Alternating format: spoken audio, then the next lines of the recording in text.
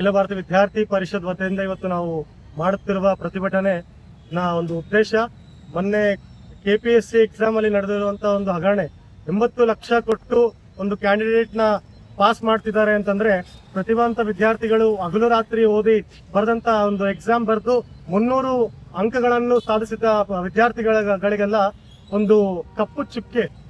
ಅದೇ ರೀತಿ ಈ ಮೊನ್ನೆ ನಡೆದಂತ ಕಾನ್ಸ್ಟೇಬಲ್ ರಿಕ್ರೂಟ್ಮೆಂಟ್ ಎಕ್ಸಾಮಿನೇಷನ್ ಅಲ್ಲಿ ಕ್ವೆಶ್ಚನ್ ಪೇಪರ್ 1 ಅವರ್ ಡಿಲೇ ಮಾಡಿ ಕೊಟ್ಟಿದ್ದಾರೆ. 10:30 ಕೊಡುವಂತ ಕ್ವೆಶ್ಚನ್ ಪೇಪರ್ ಅನ್ನು 11:30 ಮಟ ಡಿಲೇ ಮಾಡಿ ಕೊಟ್ಟಿದ್ದಾರೆ. ಅದೇ ರೀತಿ ಸ್ಟೂಡೆಂಟ್ಸ್ ಗಳು ಟೆನ್ಷನ್ ಅಲ್ಲಿ ಒಳಗಾಗಿ ಆ ಎಕ್ಸಾಮಿನೇಷನ್ ಅಲ್ಲಿ ಬರಿಲಾರದಂತೆ ಇಟ್ಬಂದಂತ ಸಂದರ್ಭಗಳು ಇದಾವೆ. ಸೊ ನಮ್ಮ ಸರ್ಕಾರ ಒಂದು ಮನವಿ ಏನಪ್ಪಾ ಅಂತಂದ್ರೆ, ಈ ಸ್ಟೂಡೆಂಟ್ಸ್ ಎಕ್ಸಾಮಿನೇಷನ್ ಒಂದು ನಡೆಸಬೇಕು.